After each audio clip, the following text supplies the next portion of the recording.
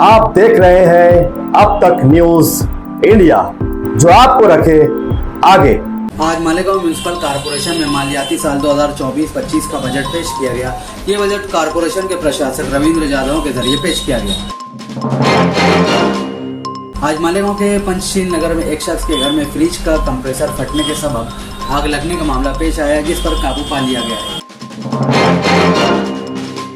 मालेगांव के कदावर सियासी रहनुमा नेहाल अहमद की बरसी के मौका पर गुज़िश्ता रोज बुनकर लॉन्च में एक बड़ा प्रोग्राम मुनक्किद किया गया, जिसमें सैकड़ों अफराद शामिल हुए।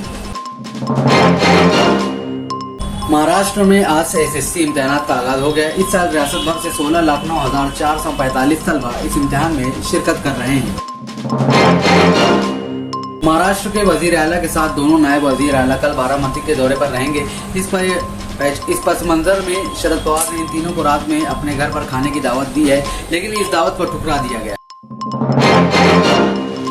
इतना मिली है कि रियासती वजीर दादा भुसे और MLA महेंद्र थोरे के दरमियान लॉबी में धक्का मुक्की हुई। इस बुनियाद पर अपोजिशन लीडर अंबादास दानवे ने हुकूमत पर तनकीद की है। तनाज़ात में घिरे संभाजी भिड़े को मनमाड़ में काले झंडे दिखाए गए हैं। अम्बेडकरी नजरियात तहरीक के कारकुनों ने प्रोग्राम के लिए मनमाड़ के रास्ते उलिया जाते हुए मनमाड़ में संभाजी भिड़े को काले झंडे दिखाए गए। खबर आई है कि महाराष्ट्र असेंबली की लॉबी में शिंदे धड़े के MLA महेंद्र थोरे और रियासती वजीर दादा भुसे के दरमियान धक्का मुक्की का मामला पेश आया है। MIM ने यूपी में लोकसभा इंतखाबात 2024 लड़ने का ऐलान किया है। अवैसी ने इस दिनों में SP से 5 सीटों का मुतालबा किया।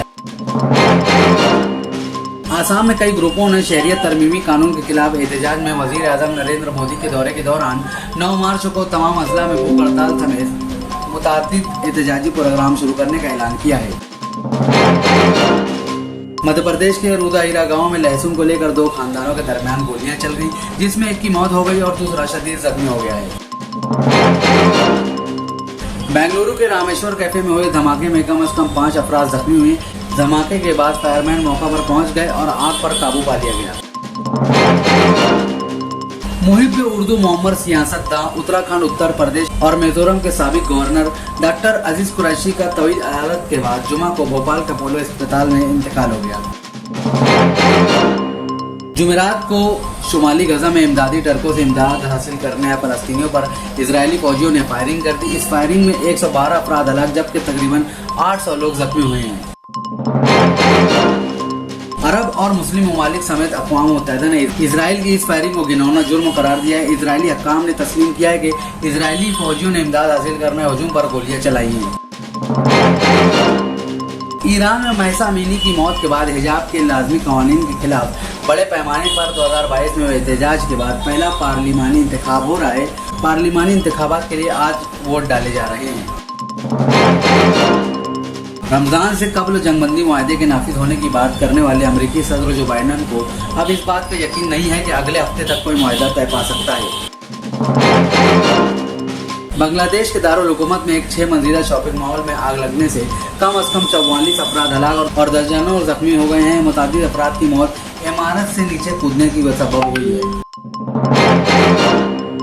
गुजरात की एक 6 साला बच्ची ने आंखों पर पट्टी बांधकर स्केटिंग करके अपना नाम इंडिया बुक ऑफ रिकॉर्ड्स में दर्ज कराया है। अदाकारा पायल घोष फिल्म इंडस्ट्री की सदाबहार अदाकारा जीनत अमान की जिंदगी पर बनने वाली फिल्म शॉप दी डाउट में मरकजी किरदार अदा करेंगी। आप देख रहे थे देश दुनिया की खबरें। इसी तरीके की खबरें देखने के लिए हमारे साथ जुड़े रहे और देखते रहिए अब तक न्यूज इंडिया।